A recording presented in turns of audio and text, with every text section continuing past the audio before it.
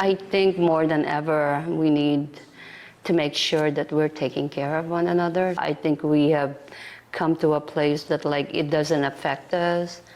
But when you start doing that, then the sense of community starts falling apart.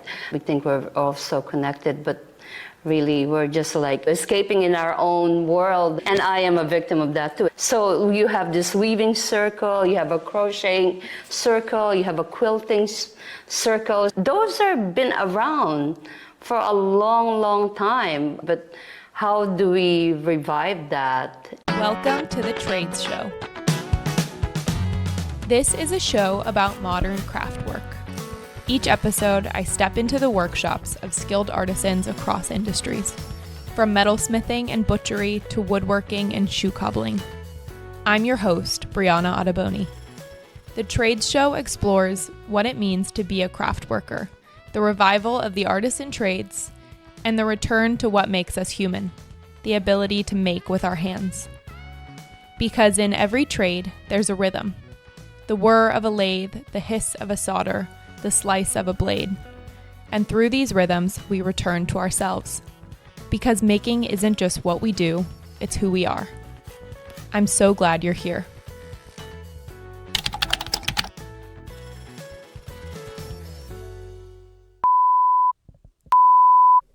In today's episode of The Trades Show, I sit down with Cynthia Alberto, a weaver and multidisciplinary artist.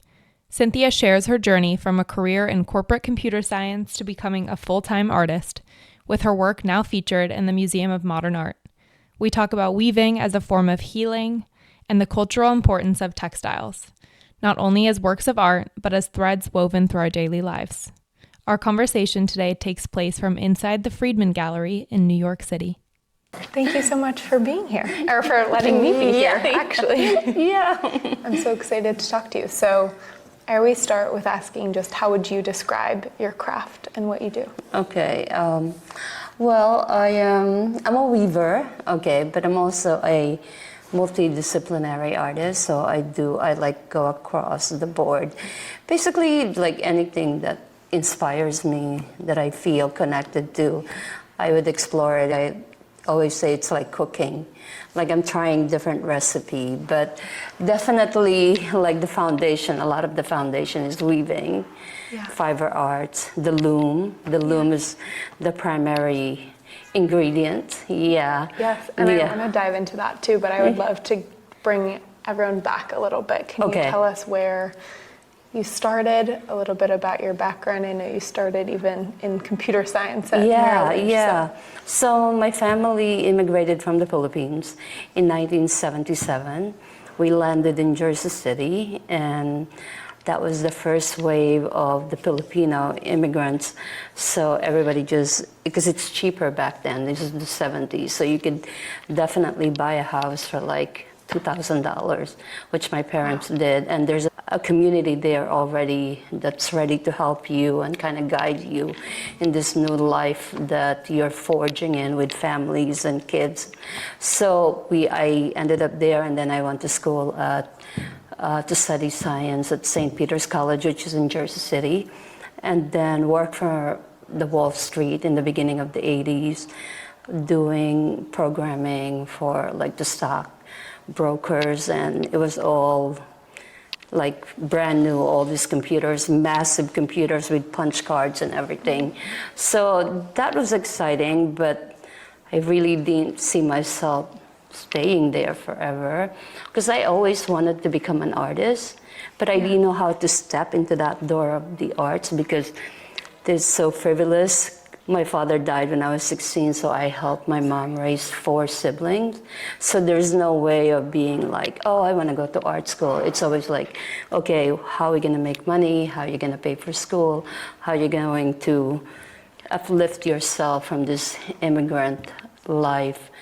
And also helping my brothers and sisters. How did you make that transition then? So after I loved the Village Voice, this is beginning of the 80s, and I answer an ad in the Village Voice for advertising coordinator. So I left the Wall Street, dived into the counterculture, lived in the East Village and working as assistant to the advertising executive. So we were selling ads, so I would process all the paperwork. So that was like 82, 83, somewhere in there. And then I had a boyfriend that I married, my first husband, and we moved to California. And that's when I kind of like away from New York, away from the pressure of being like, you don't really have to make money, because he was pretty well off. And so we had this whole lifestyle in California. Where in California? We were in Los Angeles, but we lived on Redondo Beach, which is by the coast. I got a car, like a Fiat. So we were living the California life, like mid-80s, 85, 86. And I stayed till 93, 94, I think. So, yeah, so that I started painting. That's when I kind of got involved with other artists. They kind of showed me, but they were in a school. They were at the Santa Monica School of Design, so I was hanging around. So they were the one who told me, this is the brush you need to buy, this is the paint, this is how you mix the watercolor or the oil, the linseed oil. They gave me like kind of like a basic foundation. Yeah. But I always felt insecure because I didn't go to art school. So it seems like on my end, like this is not really relevant, because, you know, this whole thing about like you don't have the degree, you don't have a proper education. Feels like it's a hobby more. Yeah, exactly. It's a hobby, and I took myself seriously, but I couldn't take myself seriously because I felt like I just really need to go back to school. So went back to New York. And then after that, and then I worked for the Village Voice again. But this time I was the account executive. So then it was a whole different thing. I'm like, okay, there's more money. I could buy my art supply. I built a body of work, applied for the Paula Krasner Foundation, and they gave me the money in 95, and I think 95, 94. I wrote it all down because I just did a presentation at MoMA. And so that's when I realized, oh, you can make money, you can apply for grants, and you could really be an artist. And I said, okay, let's see if we could get more into that door. And then I met my second husband, divorced my first husband, and then got pregnant with my daughter, who's now 26. And then decided to go back to the Fashion Institute of Technology to study textile design. And why did you choose textiles? Because my painting was more like textile-y, and I was like already sewing on canvas, and I needed something that can really make money. So I did textile surface design, so you can do like, you know, pot holder, linen, wallpaper, umbrella, so you could do like the design on any surface. Yes. So I was thinking more of like, okay, yeah, functional. Yes, exactly, because FIT is really good as far as like preparing you for the workforce. Yeah. And it was a really reasonable school back then. Yeah, and still now, I think, yeah. It is our art school, but it's not like they don't cloud you. You're here to go to the industry, make money, and then from there you can decide whether you want to be an artist. So then I specialize in weaving. That's when I was introduced into the weaving world. But I love the textile per se, like all of that, and the weaving, but it's the loom that I fell in love with. Yeah, and you make your own loom. I Can you tell design. us a little bit about that and what the process is and how it probably connects you so much more to your craft as well? Yeah, the loom is really, when you look at it, it's quite intimidating because there's really a process. A lot of pieces. Yeah, exactly. A foundation, I would say. Like you have to know how to dress it. You have to use mat to measure your project. You have to know how wide, the length, and the whole thing. So there's a bit of a formula that you have to know. It could get really more intense if you're weaving more intricate pattern. Yeah. How did you first learn to make the looms? The loom was connected with my weaving studio, Weaving Hand, because I wanted to weave with a community. And then I kept saying, well, you can't really bring all this like loom. We need to make something a little bit more practical that everybody could go around and weave So that's when, and the first project was in 2009 with my friend Gerard, who's an architect, and we collaborated together on making a giant metal loom, we call it.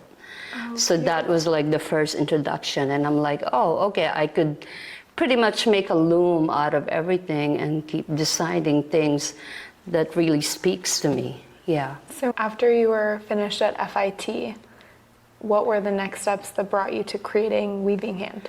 I went to my second life situation. Me and my second husband divorced, and I was like, okay, I need to support 2 kids now. I need to make sure that I could stand on my own. So like the weaving and the art is always connected to the livelihood.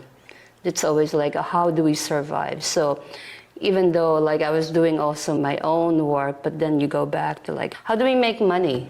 So that's when I opened up Weaving Hand. It started out as a very small kid studio and organically kind of grew into different tentacles of like commission work, classes, residency, you know, all of that. I feel like business comes up in every conversation because when you're an artisan, you're presumably using your art to support yourself. Yes, yeah. I would love if you could share a little bit more about that and what that process was like when you first were building Weaving Hand, and it was so centralized in community, but it was also supporting you financially. Yes, I never run a business before. This was 2006.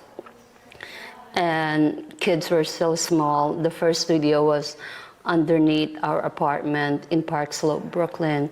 So they were upstairs. So again, when I don't have to be there, I could hear them, they could call me, and then we could have the classes on the second one. Integrated with you. Yeah. And it's always like experimenting in the early age. I didn't know what looms to buy, what I'm doing, creating classes. So it was really exciting at that time, but it's a trial and error. Yeah. Mm-hmm. Did you have a community around you of people who were supporting you in figuring those things out? That's when the DIY was just starting. So there was really a lot of excitement working with your hands, with the quilting, with the embroidery, dyeing, but it was really at the very, very beginning. So I was one of the few weaving studio. And then I had a teaching artist, like from Pratt, she graduated, and then another intern from another college, I don't remember, but they were all weaving, and they came in as partners because I was looking to grow it now. This is 2007, 2008. So we transformed, rebranded into the Textile Arts Center. So I founded the Textile Arts Center. And so that lasted for like close to a year, and the partnership didn't work. So I told them, go ahead and go do your thing, and I'm gonna keep Weaving Hand because I have a whole different vision, yeah, and where I want to take it. And then I just kept growing it, and I added a healing arts program.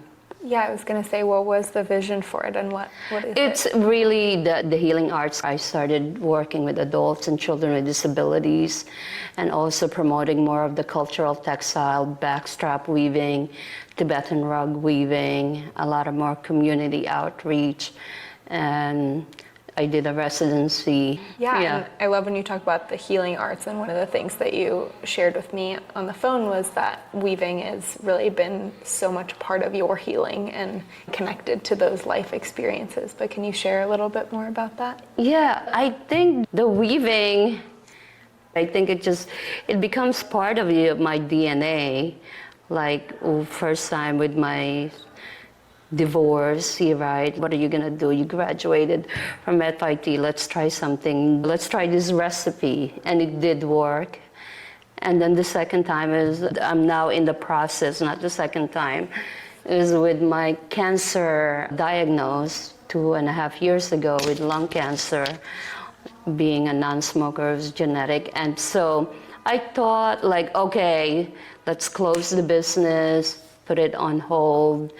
The business is still around. We don't have a physical space because I can't manage a physical space right now, but everything else, like the actual weaving hand is still there as far as connecting people, connecting weavers, having community outreach, classes in outreach, like not in what we used to have in one place. And so I thought, okay, no more weaving, but then 2023, 24, I was going through chemotherapy and I had to shave my head, and then I got invited to a show in the North Carolina Museum of Arts with a group of fiber artists.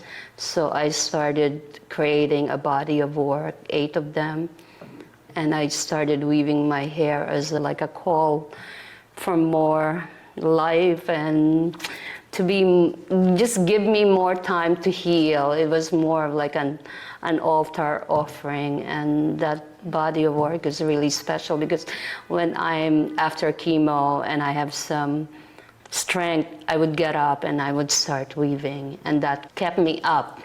That kept me going. Oh, it doesn't stop here. It's in another form of going and really embracing weaving in another way for myself, because I used to throw this word weaving and healing. There's a connection, but now it's a different understanding, the way I understand what it means to me. That is so personal. I love that. That's so beautiful. That was so powerful when you shared that with me, the using your hair and how just that was so part of that body of work that you created.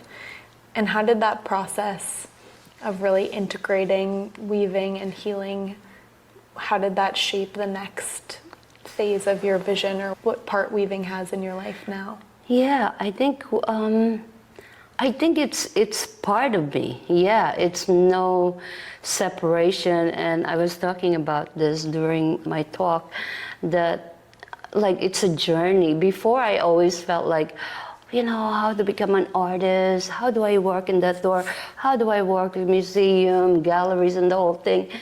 And yes, those are important, but they're not as important anymore. It's like I've found my path and my journey, that it's all connected. You don't have to walk in the door. You are in the room. Yes. You are in the room and you're embracing all of this all along, but have a different understanding of what that is about. Being a mother or creating your business, you just kind of flow into the next chapter. Yes, less of these external things of where weaving goes and takes you, but more that it just is central and is your identity. Yes, exactly, yeah. The weaving is like part of the language.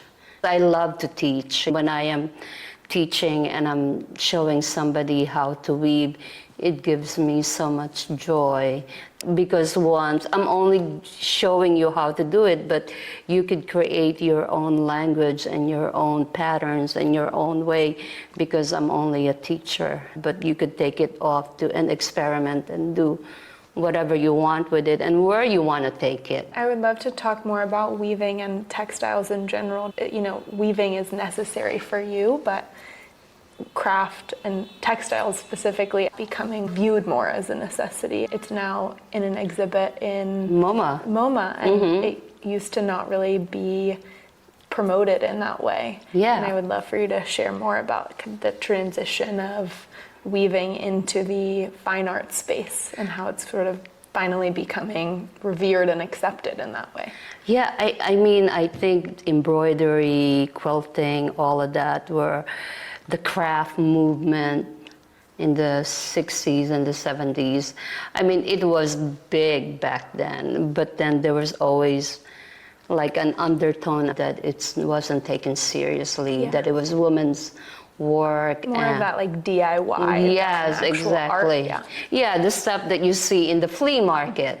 I mean, even that in myself, when I started doing art, and I would go to the fair and see the ceramics and the potters and the quilting, and I would be like, oh, you know, like, and I would say, this is not like where I want to be, right? And now I think there's a big openness right now and big understanding and appreciation. And I think because we need it, we need to work with our hands. We need to make sure that like we're showing the future generation, or just us itself, to make sure that we don't forget how things are made, how clothes are made. Like when I'm teaching kids, I'm always reminding them, did you ever think how your sweater is made, what is knitting? Because there's such a disconnect.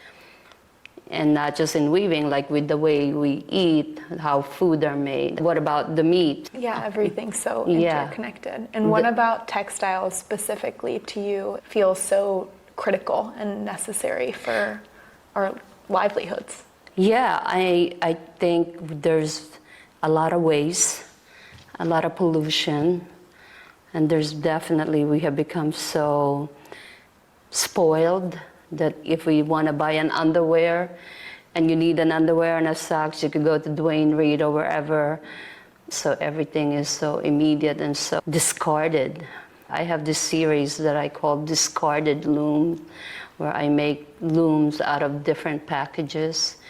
And I did it during COVID because the studio was closed, but it also made me think, I mean, I don't want to be a hoarder, but it's so hard because you're like, oh, I can reuse this package again. So like, oh my God, I always think I'm at 30, 40 years, there's not going to be any paper, but I don't want to go there, right? But that's the thing. It's like we are so desensitized. Mm-hmm.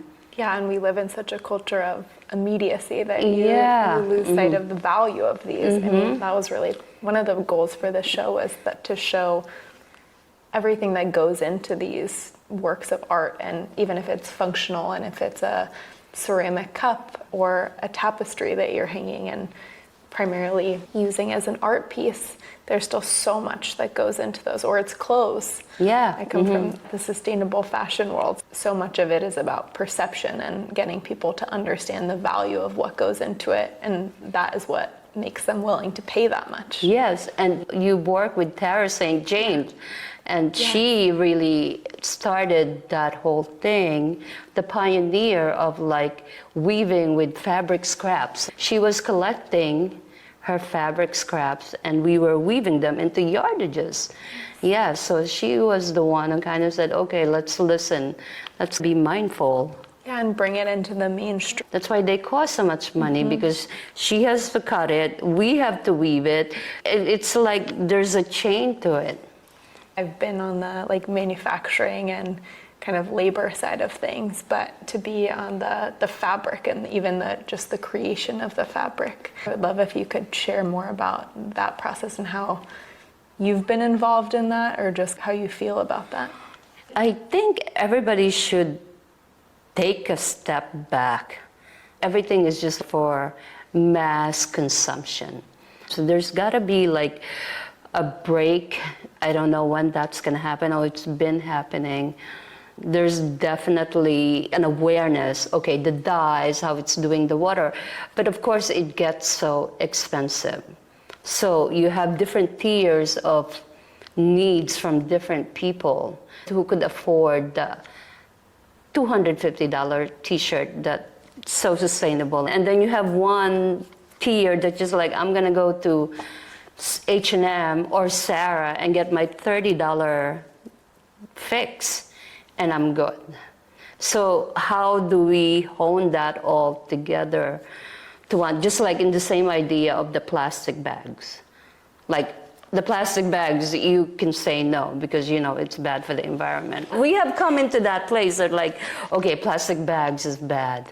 But I think the fashion industry is even bigger. I mean, with all these houses that are just like in their own, I love fashion. It's just its own bubble and cocoon.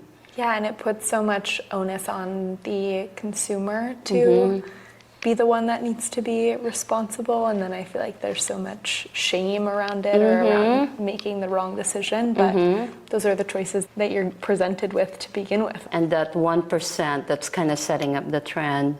And then you have the copycats That's like, oh, you can't have the 5,000 one, but then you have another level that's like, you can have it for $5. I think one of the things is like really buying vintage and secondhand. We don't need to be producing so much more. More fun to show. More fun, you're like looking for a treasure, one of a kind. From the weaving perspective, where you're so involved in the actual creation of the textiles that are used, what solutions do you see in that space for some of these bigger companies or even more independent designers to be able to utilize? I think it's not going to go away anytime soon to be like, okay, we stop. I think in a drastic, when things are really falling apart with the environment, that's when people are just going to just say, okay, we need to stop making things. But I think the message, like to the kids, to the students who I'm teaching, like us, even like with the public weaving, like what's going on with MoMA right now. Yeah, can you share more about that? So right now I am at the creativity lab at MoMA, where they're weaving with recycled materials. Yes. Creativity lab is a learning and engagement center on the second floor of MoMA that coincide with the exhibition called Woven History. So that itself is like a message that's saying, oh, okay, we could weave with recycled materials. When they invited me to make a loom, I designed a loom specifically so people can go in there and weave. And then there's also, they could weave on the peg loom, and they could also color on the coloring book, which is a textile coloring book. And those are all different textiles from the Philippines. So there's a cultural element in there that people can see different patterns of textiles from the Philippines, and they could color it themselves. Oh, beautiful. What are some of the kind of traditional? Like this one right here, this is a yakan fabric right here, and this is done on a, right here on a backstrap loom. So you could see right here. And it takes quite a long time because this is on a backstrap loom that you tie around your back, you tie it on a tree, and you pick up every single one of them. So picking up... It's so tightly woven. Yeah, and picking up is like every single one of them is picked up individually like that and inserted individually. Wow. Yeah. In the Philippines, are there traditional elements of what fabric is used, or is it more the like patterns and designs that are woven into it? Yeah, well, this particular one, there's patterns, but then they use this as also clothes. They weave yardages of it. Not just in the Philippines, all over the world, there's a reclaiming of patterns from different countries, because before they used to make all these fabrics, this textile for the tourists. But now they're like, this is a national treasure. This is ours. So there's a whole message. Also because with the younger generation, they want to identify with the culture. My generation is about embracing, when I first came here to America, being like the American, to integrate, to assimilate, where my kids is like 26, 21. Yes. They want to own something.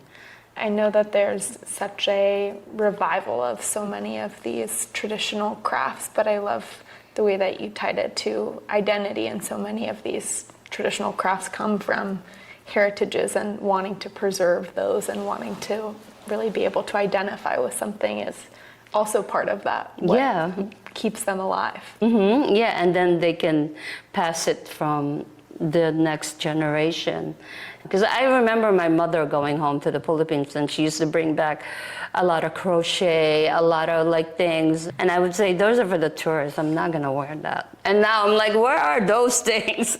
Oh, I love that. Have you seen a big increase in people wanting to weave and wanting to embrace those more traditional elements of the craft? Yeah, definitely. There's a lot more weaving companies and schools in the Philippines. And a lot of the weavers are really being recognized as like treasures. They hold the knowledge and passing on the tradition and the patterns. Yeah, I know in Italy a few years ago, Prada did a campaign to try to get more people into these very, very traditional, like embroidery and beading of all of these things that generations were passing on and no one was there to receive them or take them over. Even in France, like all those incredible technique that needs to be preserved, making a ribbon. I think Chanel does it also. Yeah, like apprentice models. Yeah, exactly. Bringing them back because they are so necessary. And that's something that we were talking about also, of just textiles as so necessary and part of healing, but also literally the fabric of our society and the clothes we wear and how we express ourselves and identify. That's it, yeah. And I think it's great that this is all having not a revival, but like a recognition. It's being recognized that we need to pay attention and we need to make sure that it keeps on going, that we don't forget how to make them, how to make this beautiful ribbon or this beautiful embroidery. And I mean, it's great. We have the internet to like kind of share information and ideas with one another. Yeah, I know that there's so much that you can do on YouTube and weaving is special in that it's almost similar to clay in that it's pretty accessible. You can, I was talking to a blacksmith earlier, you don't need crazy equipment or things to weave, so there's an accessibility in that. But I would love to hear from you how community can help shape and foster that more than something that you can learn just online. I think more than ever we need to make sure that we're taking care of one another. So there's definitely a need and a must to take care of community, the neighbor, the friend. I think we have come to a place that like it doesn't affect us. The homeless person doesn't affect you. So like you're just gonna put blinders on. But when you start doing that, then the sense of community starts falling apart. So like for me, if I'm giving money to somebody or food to somebody, once I give that, whatever I need to give, it's out of my hand. But like I think as a good neighbor or a good community member, I've done my part, that I know that this person 100 degrees outside might be suffering, and I will do my best to give you water in whatever small way, or maybe you need to eat. But that itself is the foundation that we have been losing for quite a long time right now. And I think that has something to do with the phone and the internet. We think we're all so connected, but really we're just like escaping in our own world. And I am a victim of that too. Yeah, or all these things that are so convenient, but convenience really then isolates you. You miss out on all those little interactions. Yeah.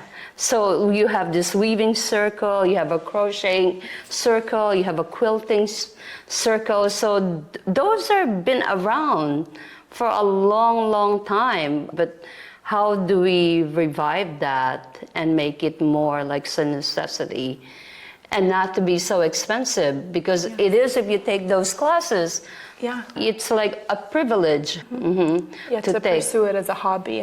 I'm the advisory committee of Powerhouse Arts in Park Slope, and Powerhouse is doing something really incredible as far as like gathering.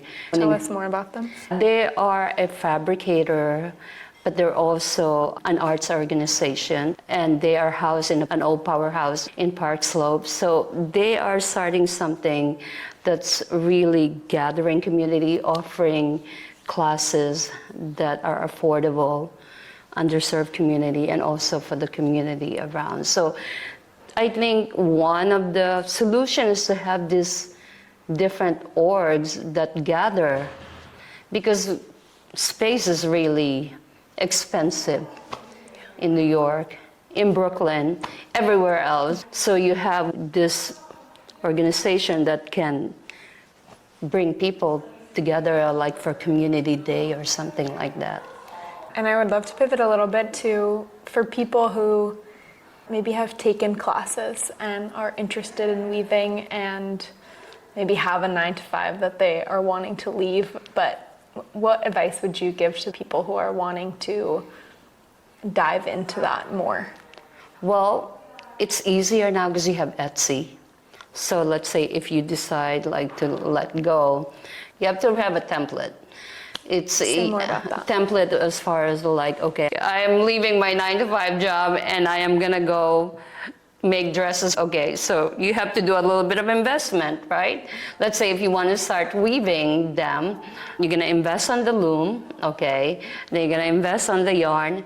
So there's an initial investment, whatever that investment. I would not suggest for somebody to leave their job right away, but make an investment into something. And for people who maybe aren't ready to go out on their own full-time, are there other career paths within weaving? I know you used to work at a carpet company, but what are some other pathways that are accessible to people who want to be working with their hands and want to be weaving? So you could also do an internship or volunteer your time in exchange to learning how to weave. So that could be another option as well. Or like if you have a little bit more money, you could take a class at FIT. And then FIT will give you the whole basic on how to do this. I mean, I think just ask around. That's it. When the studio was around, we took a lot of interns and we took people who want to volunteer in exchange for me teaching them or learning how to weave. It's a template. You're designing your own recipe. I love that. And so for people that are listening or watching, what is one thing that you would want to leave them with or for them to take away? Don't be afraid. There's a lot of chaos and fear out there at the moment, but I think just don't be afraid. If you want to try something, get your feet wet, go do your research, and don't wait for that door to open. Because you're in the door. That's why you have to always say to yourself, I'm in the door and I'm going to fill this room with whatever it is that I need for myself, to sustain myself, to give myself joy. And then I'm going to bring that out there so I can also share it with people. And that's what I have learned in where I am in my age, in my journey, that I am not waiting for that door anymore, but I'm in the room with everybody. And that's, I feel like, when the most doors find you. Yeah, yes, exactly. Yeah, you're in the MoMA. Yeah.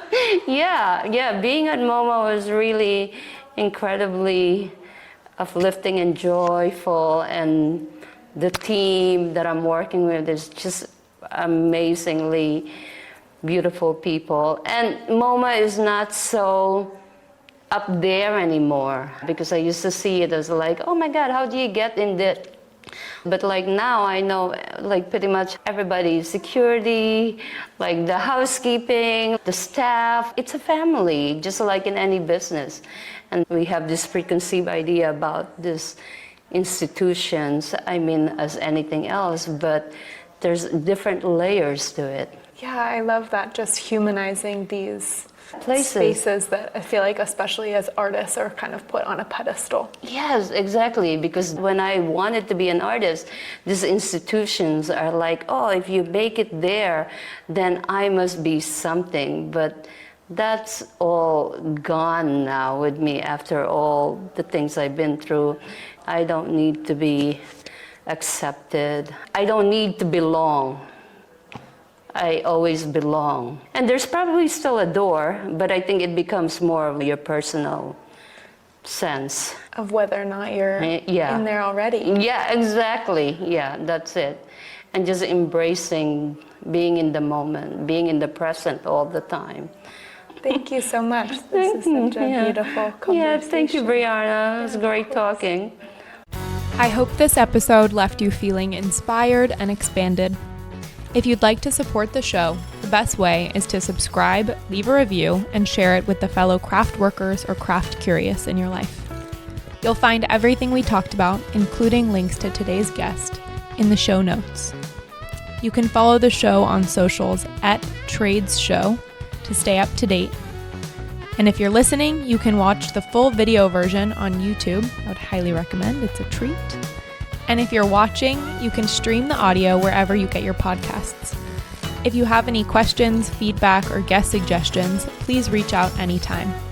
You'll find my contact information in the show notes, or at thetradesshow.co. Until next time, stay creative, curious, and continue to honor your craft.